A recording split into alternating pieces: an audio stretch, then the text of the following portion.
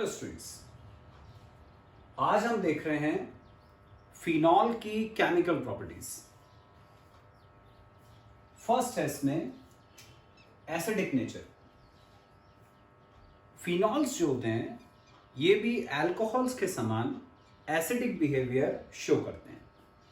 हमने पढ़ा था अल्कोहल जो है वो मेटल के साथ रिएक्ट करके हाइड्रोजन गैस देता है जो एसिड्स की प्रॉपर्टी होती है, इसलिए अपन बोलते हैं alcohols are acidic in nature. उसी तरह से फिनॉल्स जो हैं ये भी एसिडिक होते हैं। ध्यान ये रखना है तुम्हें कि फिनॉल जो हैं ये मोर एसिडिक होते हैं देन अल्कोहल्स। इनका एसिडिक नेचर ज्यादा होता है एज कंपेयर टू अल्कोहल्स। अब हम देखेंगे कि ऐसे कौन से रिएक्शन है जिनको देखकर अपन को इनका एसिडिक बिहेवियर पता चलता है। जैसे ये फिनॉल रिएक्ट करता है मेटल के साथ, जैसे सोडियम के साथ। तो ये जो एक H है ये हाइड्रोजन गैस के फॉर्म में निकल जाएगा, Na यहां ऊपर जुड़ जाता है। तो ये बन गया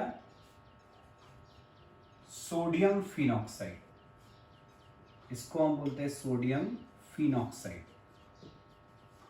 और H निकल जाता है in the form of hydrogen gas। ये प्रॉपर्टी क्योंकि अल्कोहल के समान है, एसिड के समान है, इसलिए हम बोलते हैं कि ये एसिडिक नेचर शो करता है। यही एसिडिक बिहेवियर हमें एक और प्रॉपर्टी से भी समझ में आता है। ये फिनॉल रिएक्ट करता है बेस के साथ, जैसे NaOH के साथ। तो ये H और ये H2O ये वाटर बना देता है, Na यहां आ जाएगा।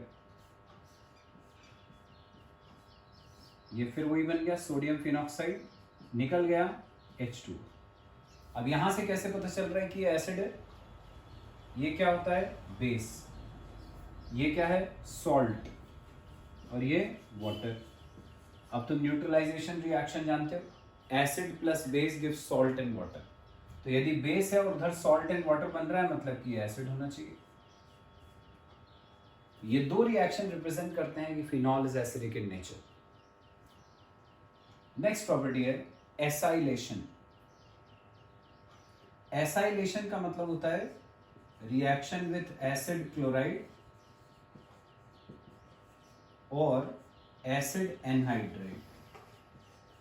तो हम इन दोनों के साथ में ही रिएक्शन करेंगे, एसिड क्लोराइड के साथ भी करेंगे और एसिड एनहाइड्राइड के साथ भी करेंगे।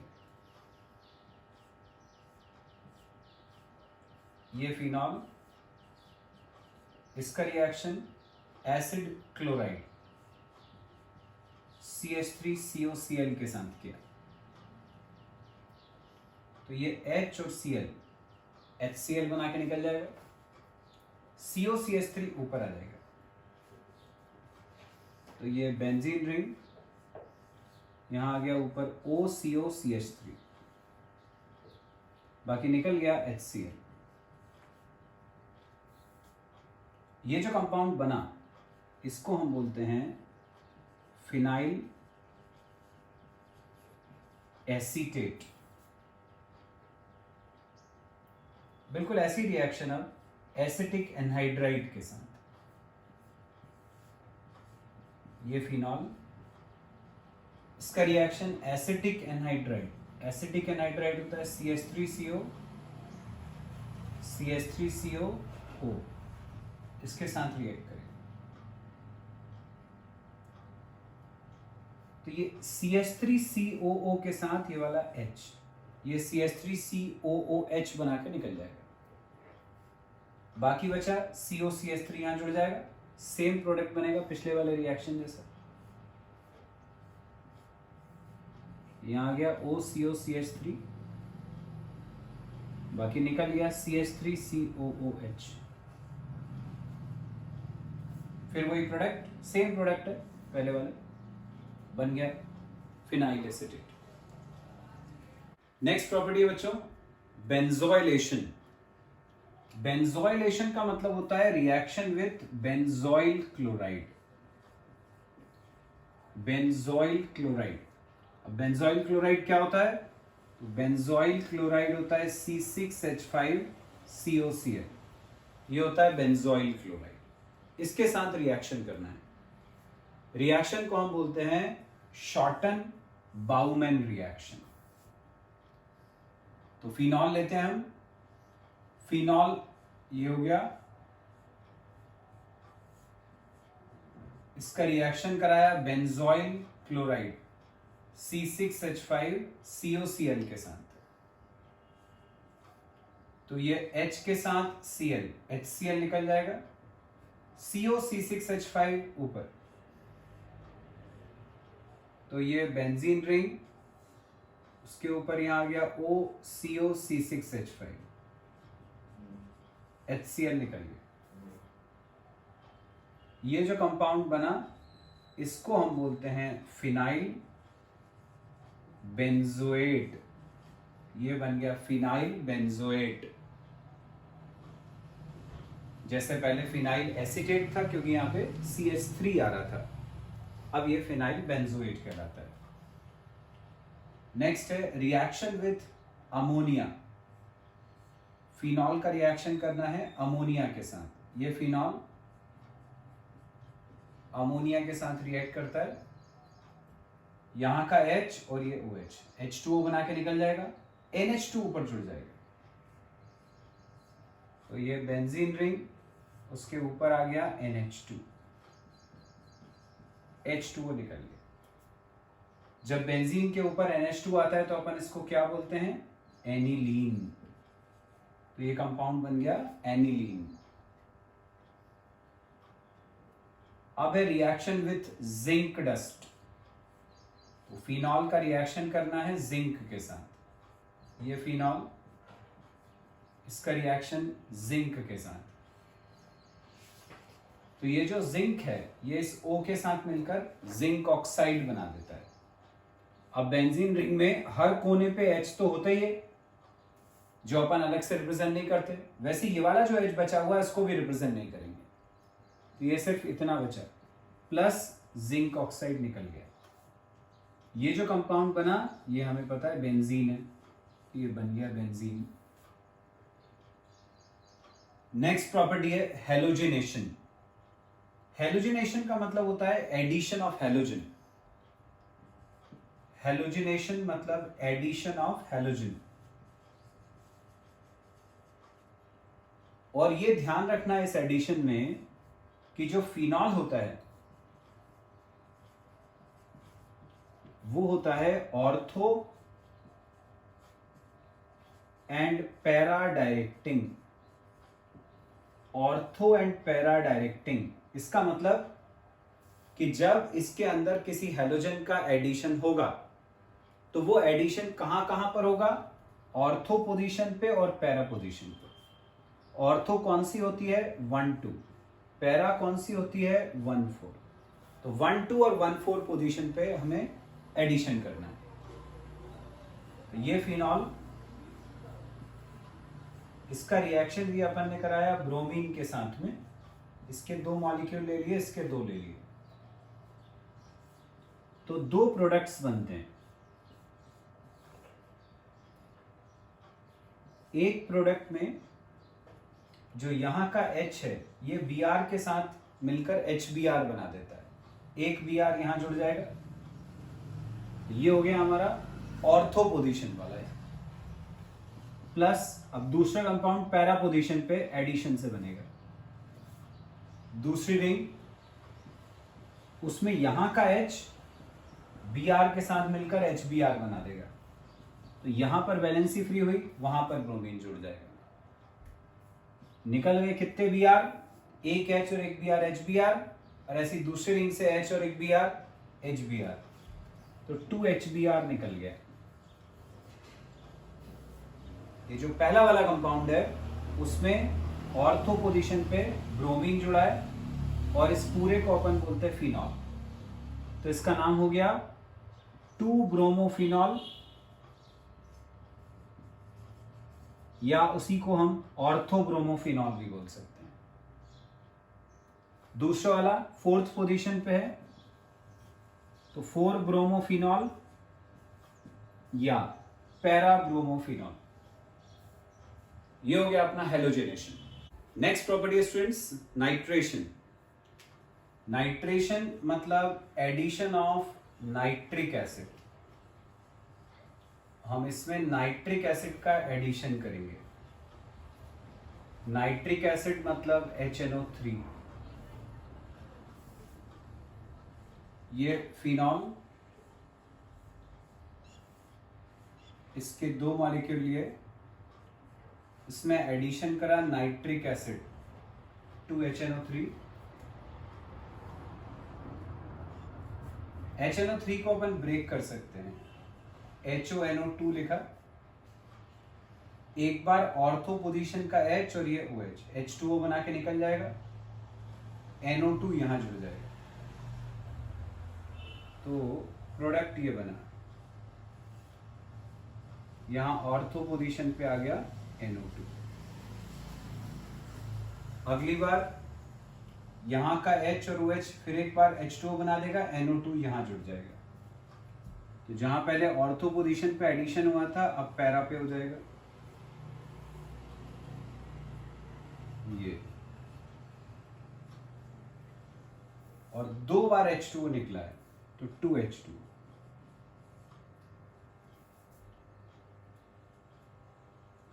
ये वाले में यदि अपन फिनॉल नाम दे रहे हैं तो ये 1, ये 2 पोजीशन हो गई, तो ये हो गया 2 नाइट्रोफिनॉल,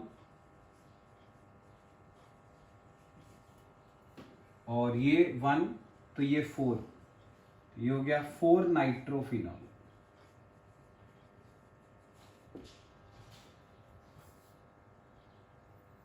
सेम रिएक्शन में यदि नाइट्रिक एसिड एक्सेस में हो, ज्यादा क्वांटिटी में हो, ऐसा, ये फिनॉल और इसका रिएक्शन 3HNO3 के साथ, तो HNO3 को हमने फिर ब्रेक करा HONO2, ये 2nd पोजीशन का H, 4th पोजीशन का H और 6th पोजीशन का H, ये 3 H इन 3 OH के साथ मिलकर 3H2O बना के निकल जाएंगे, 3 पोजीशंस पे आ जाएंगे 3 NO2, तो ये ऐसा बन जाएगा, यहां पर आ गया NO2, यहां पर आ गया NO2 और यहां पर आ गया NO2 और निकल गया 3H2। ये जो कंपाउंड बना ये कहलाता है 2,4,6। हमने फिनॉल को 1 पोजीशन फिनॉल बोला मतलब फर्स्ट पोजीशन पे OH है, 1 2 ये 4 और ये 6, तो 2,4,6, 3 नाइट्रो हैं तो tri nitro phenol. 2,4,6 tri nitro phenol का ही दूसरा एक इंपॉर्टेंट कॉमन नेम है पिक्रिक एसिड, तो इस केस में पिक्रिक एसिड बन जाता है। नेक्स्ट प्रॉपर्टी देखते हैं बच्चों, नाइट्रोसेशन। नाइट्रोसेशन मतलब addition of nitrous acid, nitrous acid HNO2, इसका एडिशन करना है। ये फिनॉल, इसमें HNO2 का एडिशन करें, HNO2 को हम लिख सकते हैं HONO। तो अब देखते हैं किस तरह से एडिशन होगा। तो पैरा पोजीशन पे सब्स्टिट्यूशन होता है इस केस में, ये H और OH ये H2O बनाकर निकल जाएगा, NO यहां पर जुड़ जाता है, तो ये OH और यहां पर आ गया NO, H2O निकल गया, वो मैंने यहां लिख दिया। अब हम इसका ऑक्सीडेशन करा देते हैं। ये ऑक्सीडेशन होता है in presence of nitric acid. तो ये वाला जो O है वो यहां ऐड हो जाएगा, तो ये हो जाएगा NO2। तो ऐसा बन गया प्रोडक्ट, ये OH और यहां आ गया NO2। इसका नाम तो अपन जानते हैं, ये अभी हमने पढ़ा था 4 नाइट्रोफिनॉल या पैरानाइट्रोफिनॉल। ये वाला जो कंपाउंड है जो इससे पहले बना था जिसमें NO जुड़ा है, NO2 नहीं जुड़ा, इसको हम बोलते हैं पैरा नाइट्रोसोफिनॉल। यदि NO2 है तो पैरा नाइट्रोफिनॉल कहलाता है, NO है तो नाइट्रोसोफिनॉल कहलाता है। चलो नेक्स्ट प्रॉपर्टी है सल्फोनेशन। सल्फोनेशन नाम से ही तुम्हें पता चल रहा है addition of sulphuric acid, H2SO4 का एडिशन। तो ये फिनॉल 2 मॉलिक्यूल प्लस इसमें 2H2SO4 का एडिशन करें। H2SO4 को ब्रेक करके हम लिख सकते हैं HOHSO3। फिर एक बार ऑर्थो पोजीशन का H और ये OH, ये H2O बना देगा, SO3H यहां जुड़ जाएगा। एक बार पैरा पोजीशन का H और ये OH, H2O बना देगा, SO3H यहां जुड़ जाएगा। तो 2 प्रोडक्ट अपने को मिले, यहां ऊपर OH, यहां जुड़ गया SO3H। एक तो ये बन गया कंपाउंड, प्लस दूसरा यहां OH, यहां आ गया SO3H, प्लस निकल गया 2H2। ये 2 कंपाउंड बने। अब इसका नाम देखें क्या होता है। देखो जब बेंजीन रिंग में SO3H लगा रहे तो हम इसको बोलते हैं सल्फोनिक एसिड। बेंजीन के साथ SO3H सल्फोनिक एसिड कहलाता है। यदि अपन इतने को सल्फोनिक एसिड नाम दे रहे हैं, इसका मतलब कि अपन ने इसको फर्स्ट पोजीशन ले लिया। उसकी रिस्पेक्ट में OH की पोजीशन क्या हो गई 2, तो अब इसका नाम हो जाएगा 2 पे आ रहा है OH मतलब हाइड्रोक्सी, तो 2 हाइड्रोक्सी बेंजीन सल्फोनिक एसिड। ये बन गया 2 hydroxy benzene sulphonic acid. Next case में ये सल्फोनिक एसिड 1 पोजीशन पे, उसके रिस्पेक्ट में 1 2 3 4 फोर्थ पोजीशन पे हाइड्रोक्सी, तो ये हो जाएगा 4 हाइड्रोक्सी बेंजीन सल्फोनिक एसिड। ये अपने 2 प्रोडक्ट्स हो गए। नेक्स्ट प्रॉपर्टी है बच्चों फ्रीडल क्राफ्ट एल्काइलेशन रिएक्शन। बहुत इंपॉर्टेंट रिएक्शन है। फिनॉल रिएक्ट करता है CH3Cl मिथाइल क्लोराइड के साथ in presence of aluminium chloride. 2 molecule ले लें अपन। एक बार ये ऑर्थो पोजीशन का H और Cl, HCl बना के निकल जाएगा, CH3 यहां जुड़ जाता है, तो एक तो ये प्रोडक्ट बना, प्लस दूसरी बार पैरा पोजीशन से H और Cl HCl बना के निकल जाएगा, CH3 पैरा पोजीशन पे आ जाएगा, ऐसा आ गया, प्लस एक HCl यहां से एक HCl यहां से निकल चुका है, ये हो गया 2HCl। जब बेंजीन रिंग में OH और CH3 दोनों लगे रहते हैं तो हम इसको बोलते हैं क्रिसॉल। 1-2 पोजीशन ऑर्थो कहलाती है, तो ये बन गया ऑर्थो क्रिसॉल। 1-4 पोजीशन पैरा कहलाती है, तो ये बन गया para cresol. Ortho cresol and para cresol. Next है बच्चों कपलिंग रिएक्शन। कपलिंग रिएक्शन का मतलब होता है reaction with diazonium salt. Diazonium salt, जिसको हम BDC भी बोलते हैं, benzene diazonium chloride. Benzene diazonium chloride जिसका फॉर्मूला हमने पढ़ा हुआ है, बेंजीन रिंग के ऊपर लगा होता है N2Cl, ये होता है BDC। तो फिनॉल का रिएक्शन हमें BDC के साथ करना है। ये फिनॉल, हम इसी फिनॉल को हॉरिजॉन्टली लिख लेते हैं, ऐसे लिख लिया अपन ने, यूं। वही है फिनॉल, उसको मैंने ऐसे बना लिया। इसके साथ रिएक्शन डाइजोनियम सॉल्ट का, C6H5N2Cl।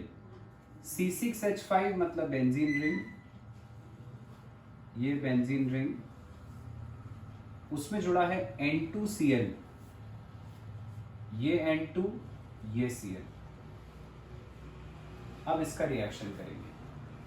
हमें पता है फिनॉल में हर कोने पे H होता है, तो यहां पर एक H होगा, ये HCl के साथ मिलकर HCl बना के निकल जाएगा, ये दोनों रिंग आपस में जुड़ जाएंगे, तो फाइनल प्रोडक्ट हमारा ऐसा बनेगा। ये OH, N2 जुड़ गया ऐसे, N डबल बॉन्ड N, ये बेंजीन रिंग ऐसी रहेगी, ये निकल गया HCl प्लस HCl। ये जो कंपाउंड बना, इसको हम बोलते हैं para hydroxy azo benzene, para hydroxy azo benzene.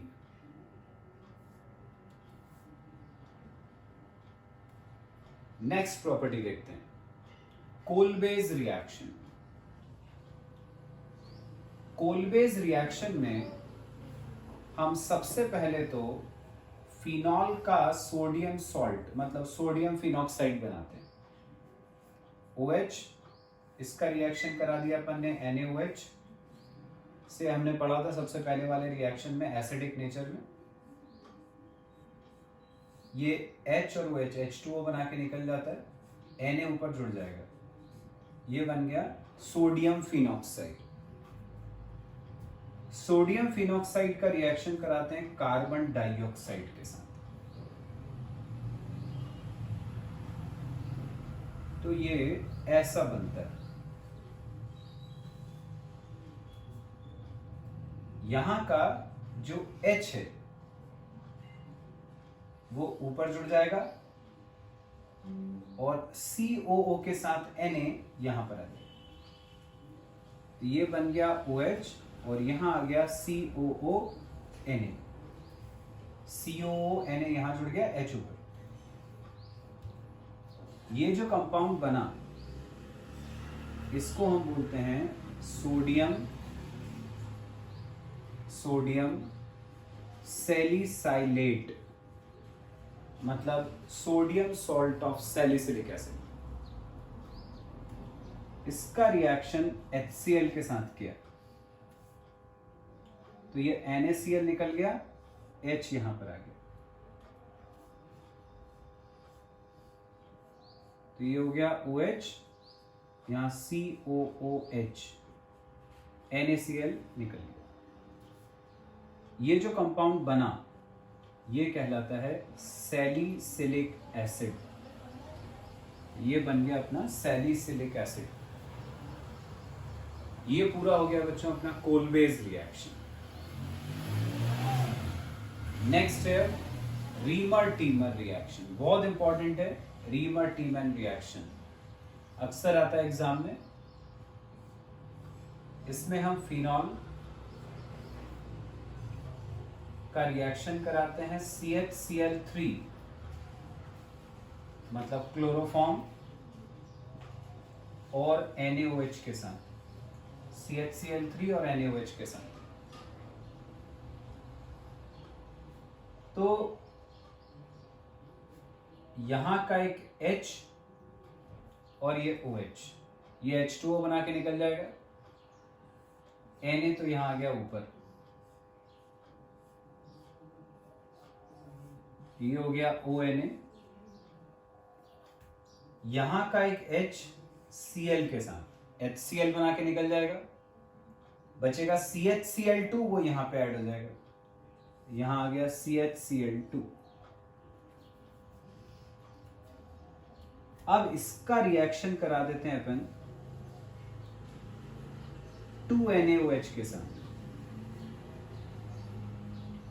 जब 2NaOH से कराएंगे तो 2Na के साथ 2Cl, 2NaCl बना के निकल गए, बचे 2OH, वो यहां CH पे ऐड हो जाएंगे, तो ये ऐसा बन गया ONa, CH के साथ 2OH ऐड हो गए, ऐसा आ गया। OH और एक H, ये H2O बना कर निकल जाएगा। तो ये बन गया हमारा फाइनल प्रोडक्ट ONa, और यहां पर आ गया CHO। अब यदि हम इसमें एडिशन करा दें HCl का, तो ये Na के साथ Cl, NaCl बना के निकल जाता है। तो जहां पर Na था उसकी जगह पर आ जाएगा H, ये हो गया OH, और यहां पर CHO तो था ही पहले से। ये बन गया अपना फाइनल प्रोडक्ट।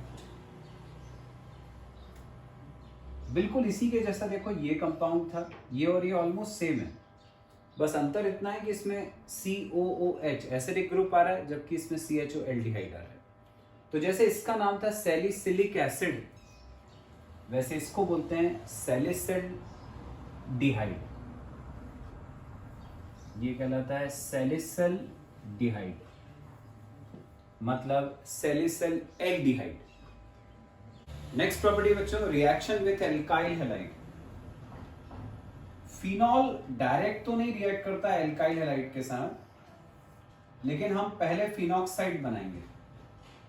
तो उसके लिए हमने रिएक्शन कराया NaOH के साथ, ये H2O निकल गया, Na ऊपर जुड़ गया, ये बन गया सोडियम फिनॉक्साइड। अब रिएक्शन कराते हैं एल्काइल हैलाइड के साथ, जैसे हमने कराया CH3Br के साथ, तो ये NaBr निकल गया, CH3 ऊपर जुड़ गया, तो ये O के साथ आ गया CH3, NaBr निकल गया इसमें से। ये जो कंपाउंड बना, इसमें इतना पार्ट कहलाता है मिथॉक्सी और बाकी है बेंजीन, तो यह है मिथॉक्सी बेंजीन, या इसी का एक कॉमन नेम है एनिसोल, तो बन जाता है मिथॉक्सी बेंजीन या एनिसोल। नेक्स्ट है रिएक्शन विथ थैलिक एनहाइड्राइड। ये अपन ने लिया फिनॉल, इसका रिएक्शन थैलिक एनहाइड्राइड के साथ। थैलिक एनहाइड्राइड देखें क्या होता है। थैलिक एनहाइड्राइड ये बेंजीन रिंग के साथ C double bond O, C double bond O और O ये जुड़ा हुआ। किस तरह से होता है ये रिएक्शन वो देखेंगे अपन, अलग से फिगर बनाऊंगा। ये जो फिनॉल है इसके दो कंपाउंड्स बना रहा हूं यहां पे, फिगर बना के समझेंगे अपन इस रिएक्शन को। फिनॉल में हर कोने पे H होता है, वो H हमने ये बनाया। ये जो थैलिक एनहाइड्राइड है उसको अपन ने यहां नीचे बना लिया।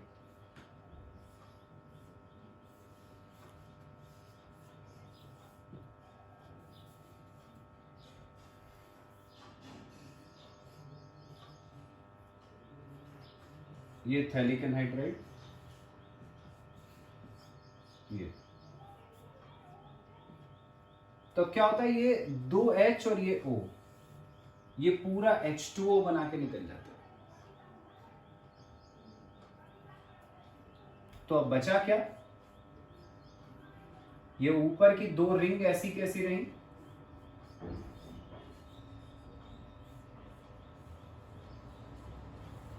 ये दो रिंग ऐसे ही हैं। H2O निकलने के बाद कार्बन की दो वैलेंसी बची, ये कार्बन की दो वैलेंसी, बाकी है O ऐसे जुड़ा हुआ है, नीचे का C डबल बॉन्ड O ऐसे जुड़ा हुआ है,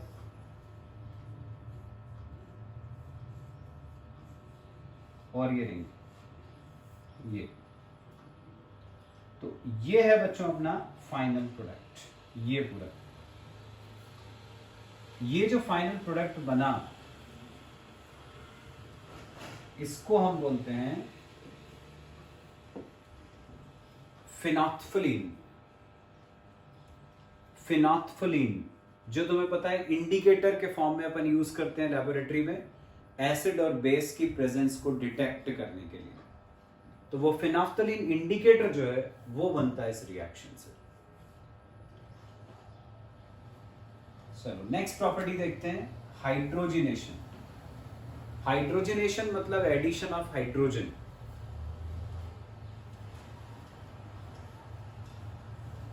ये फिनॉल, इसमें हमें हाइड्रोजन का एडिशन करना है। 3H2 अपन ने ऐड करा, तो हर एक कोने पे 6H हो गए, 3H2 मतलब हर एक कोने पे एक एक H आ जाएगा। जब हर जगह पर एक एक H आएगा तो जो ऑल्टरनेट डबल और सिंगल बॉन्ड्स होते हैं इन द बेंजीन रिंग वो हट जाएंगे, तो सिर्फ सिंगल सिंगल बॉन्ड बचेंगे और ऊपर OH। ये जो कंपाउंड बना इसको हम बोलते हैं साइक्लोहेक्सेनॉल। एन आ रहा है क्योंकि सिंगल बॉन्ड है, 6 कार्बन है इसलिए हेक्स, साइक्लोहेक्सेनॉल। नेक्स्ट प्रॉपर्टी है ऑक्सीडेशन। ये फिनॉल,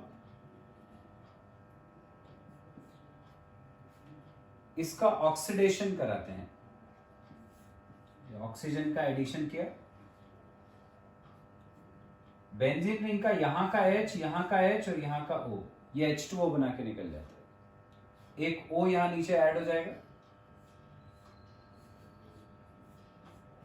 ऊपर वाला O अकेला बचा, डबल बॉन्ड लगा दिया हमने, नीचे एक O जुड़ा, यहां डबल बॉन्ड लगा दिया।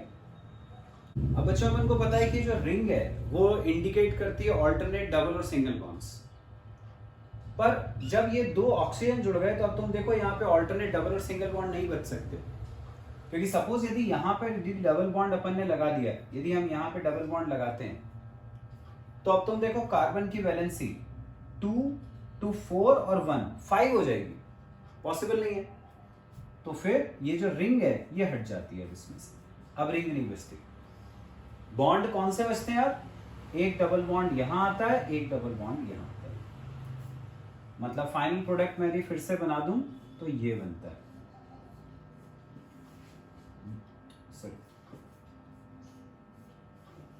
फाइनल प्रोडक्ट ऐसा बनता है, double bond O double bond O और ये डबल बॉन्ड, ये बनता है फाइनल प्रोडक्ट। इसको हम बोलते हैं क्विनोन। ये अपना फाइनल प्रोडक्ट होता है इसके ऑक्सीडेशन का। तो बच्चों अपन ने अल्कोहल फिनॉल कंप्लीट कर लिया। अब हम नेक्स्ट फंक्शनल ग्रुप स्टार्ट कर रहे हैं, ये है ईथर। ईथर्स का जनरल फॉर्मूला होता है ROR। इनका IUPAC सिस्टम में नाम होता है एल्कोक्सी एल्केन। ये जो एल्कोक्सी ग्रुप होता है ये वो ग्रुप होता है जिसके पास कार्बन एटम्स कम होते हैं, और एल्केन वो होता है जिसमें कार्बन ज्यादा होते हैं। फॉर एग्जाम्पल जैसे ये है CH3OC2H5, दो ग्रुप आ रहे हैं, सिंगल कार्बन वाला और दो कार्बन वाला। सिंगल कार्बन वाले को अपन एल्कोक्सी के फॉर्म में नाम देंगे, तो एक कार्बन को अपन बोलते हैं मिथ, उसमें ऑक्सी लगाया तो ये हो गया मिथॉक्सी। 2 कार्बन को बोलते हैं इथ, उसमें एन लगाया तो ये बन गया मीथॉक्सी इथेन। ये ईथर्स होते हैं। इसी को अपन कॉमन नेम यदि दोगे तो ऐसे देते हैं, ये मिथाइल, ये इथाइल। अल्फाबेटिकल ऑर्डर में इथाइल का ई पहले आता है, तो हम इसी को इथाइल मिथाइल ईथर भी कह सकते हैं। ये कॉमन नेम, ये आईयूपीएसी है। अब प्रिपरेशन देखते हैं ईथर्स की। पहला मेथड है प्रिपरेशन का विलियमसन सिंथेसिस। विलियमसन सिंथेसिस में अपन ईथर बनाते हैं हेलोएल्केन से। हमने लिया हेलोएल्केन RX। इसका रिएक्शन सोडियम एल्कोक्साइड NaOR- के साथ, R सेम भी हो सकता है, तो ये Na के साथ NaX निकल गया, जैसे Cl होता तो NaCl निकल जाता। बाकी बचा ROR-, ये NaX निकल गया। ROR- मतलब ईथर बन गया। ये फर्स्ट मेथड हो गया। सेकेंड मेथड है डिहाइड्रेशन ऑफ अल्कोहल्स। डिहाइड्रेशन मतलब रिमूवल ऑफ वाटर। तो अल्कोहल में से वाटर रिमूव करना है। जैसे हमने ये लिया C2H5OH, इसको एक और C2H5OH के साथ in presence of concentrated sulphuric acid heat करें, तो एक H और एक OH H2O बना के निकल जाता है। बन गया C2H5O C2H5, जिसको हम बोल सकते हैं इथॉक्सी इथेन, या 2 इथाइल ग्रुप हैं तो डाइथाइल ईथर बन गया ईथर। नेक्स्ट है फ्रॉम एल्कीन्स। एल्कीन लेना है अपन को एक, जैसे हमने ये लिया CH3 C CH3 double bond CH2, ये एल्कीन लिया।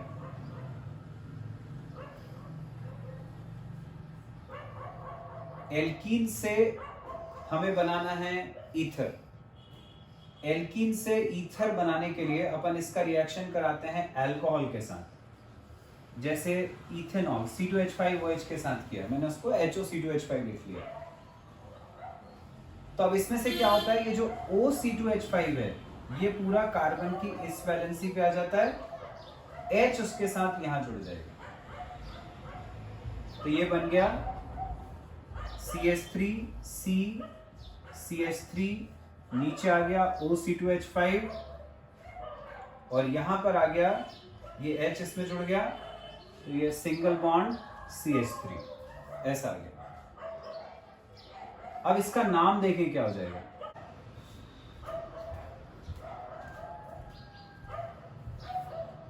ये ग्रुप हो गया इथॉक्सी। ये जो मेन चेन है 3 कार्बन की हो गई, 3 कार्बन की चेन मतलब प्रोपेन, उसमें सेकेंड पोजीशन पे लगा हुआ है मिथाइल, तो ये इथॉक्सी 2 पे आ रहा है मिथाइल और 3 कार्बन की चेन तो propane, ethoxy 2 methyl propane. Next property है from Grignard reagent. Grignard reagent से अपन क्या कर सकते हैं, किसी छोटे ईथर को, कम कार्बन वाले ईथर को ज्यादा कार्बन वाले ईथर में कन्वर्ट कर सकते हैं। उसके लिए अपन को पहले ईथर का ही एक डेरिवेटिव लेना है। ईथर का एक डेरिवेटिव मतलब किसी ईथर में हाइड्रोजन की जगह पर अपन ने कोई हैलाइड ग्रुप लगा दिया, जैसे ये है CH3O, CH3 की जगह पर हमने ले लिया CH2Cl। ये अब इसका रिएक्शन कराया ग्रिग्नार्ड रिएजेंट के साथ। RMgX होता है ग्रिग्नार्ड रिएजेंट, हमने X की जगह पर ले लिया सपोज Br, ये Mg ऐसे ही है, और R की जगह पर सपोज हमने ले लिया C2H5, तो ये MgBr के साथ ये Cl निकल जाएगा। तो ये बन गया CH3O CH2, उसके साथ जुड़ जाएगा C2H5, ये प्लस Mg के साथ एक Br और एक Cl, ये निकल गया। अब देख रहे हो तुम, इस ईथर में नंबर ऑफ कार्बन एटम्स ज्यादा आ गए जबकि इसमें कम थे। ये ईथर नहीं था, ईथर का डेरिवेटिव था, पर उसमें कम कार्बन थे, हमने उसको बढ़ा लिया, number of carbon atoms increase कर लिया, बड़ा ईथर बना लिया। नेक्स्ट है reaction of alkyl halide with silver oxide. Alkyl halide लेना है, उसका रिएक्शन सिल्वर ऑक्साइड के साथ। जैसे हमने लिया CH3Br CH3Br, इसका रिएक्शन सिल्वर ऑक्साइड जैसे Ag2O के साथ करा, तो ये 2 Ag के साथ 2 Br, ये 2 AgBr बना के निकल जाएंगे। बचा CH3O CH3, CH3O CH3 plus 2 AgBr, CH3O CH3 मतलब बन गया ईथर, ये अपन को बनाना था। तो ये हो गए बच्चों methods of preparation of ether. तो बच्चों अपन ने प्रिपरेशन ऑफ ईथर्स देख ली। अब देखते हैं इनकी केमिकल प्रॉपर्टीज। सबसे पहले reaction with halogen acids. Halogen acid जैसे HCl HBr। हमने लिया ईथर, सपोज C2H5O C2H5, इसका रिएक्शन कराया सपोज हाइड्रोजन आयोडाइड HI के साथ, 2 मॉलिक्यूल ले लिए, 2 C2H5 के साथ 2 I, ये बना देगा 2 C2H5I। क्या बन गया ये? Iodo ethane. निकल गया 2 H और एक O, H2O, तो ये बन गया हमारा आयोडो इथेन। नेक्स्ट है reaction with phosphorus pentachloride. PCl5 के साथ देखें कैसे रिएक्ट करता है। ये लिया हमने ईथर, इसका रिएक्शन PCl5 के साथ किया,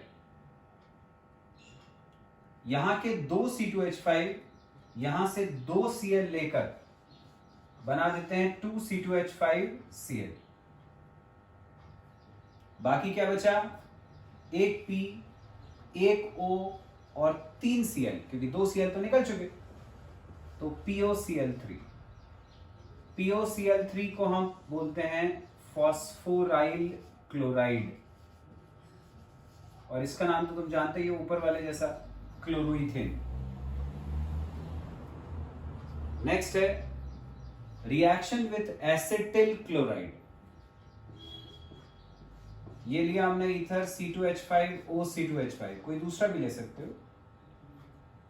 एसिटिल क्लोराइड जैसे CH3COCl के साथ करा हमने, सिंपल रिएक्शन है, C2H5 के साथ एक Cl, ये बना देगा C2H5Cl। बाकी क्या बचा? CH3COO C2H5, ester, CH3COO C2H5, ये एस्टर बन गया। नेक्स्ट है हेलोजिनेशन। हेलोजन का एडिशन करना है। जैसे C2H5 लिया मैंने, तो उसको मैंने ब्रेक करके लिखा CH3CH2O, दूसरे वाले को ब्रेक करके लिखा CH2CH3। इसका रिएक्शन हेलोजन जैसे हमने क्लोरीन के साथ करा, तो अपन ले लेते हैं यहां पे 2Cl2, तो एक H के साथ एक Cl HCl बना देगा, फिर एक H के साथ एक Cl HCl बना देगा, 2 Cl तो यहां से निकल गए, 2 बचे, एक यहां और एक यहां जुड़ जाएगा, तो ये हो गया CH3CH, उस पे एक Cl, बीच वाला O ऐसे ही रहेगा, फिर यहां CH, ये Cl और ये CH3, ये बन गया कंपाउंड। निकल गए थे 2 HCl।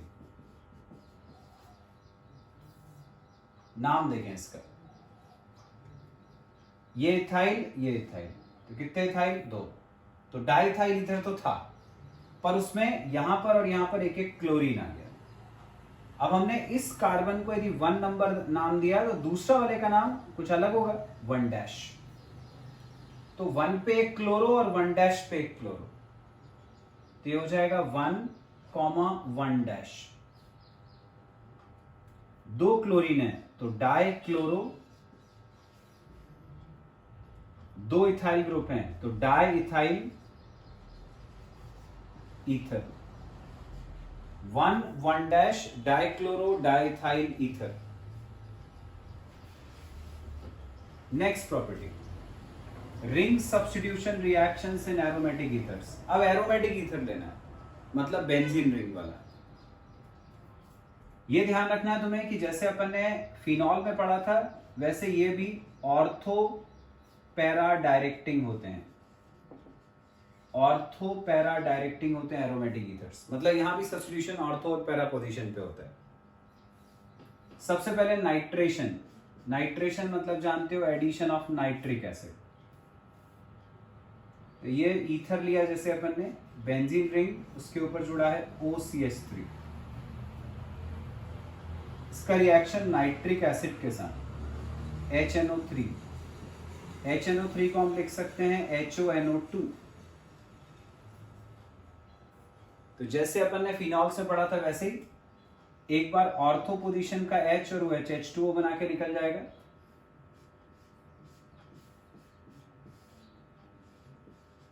तो यहां पर आ गया NO2, एक बार पैरा पोजीशन पे जुड़ जाएगा तो यहां आ गया NO2, निकल क्या गया H2O, 2 H2O निकल गए, 2 H2O, 2 मॉलिक्यूल अपन ले लेते हैं, बैलेंस हो गई इक्वेशन। नाम देखें इसका क्या हो जाएगा। ये जो CH3 है ये तो हो गया मिथाइल ग्रुप, बेंजीन रिंग को हम फिनाइल बोलते हैं जब उसमें इक्विवेलेंसी फ्री होती है, लेकिन यहां पे उसके साथ नाइट्रो भी लगा है,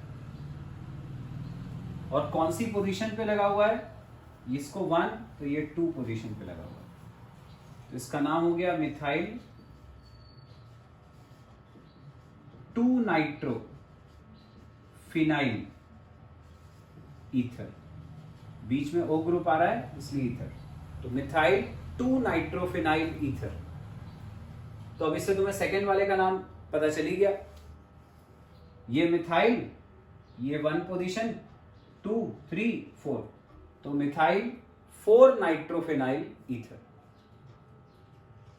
ये हो गया हमारा नाइट्रेशन।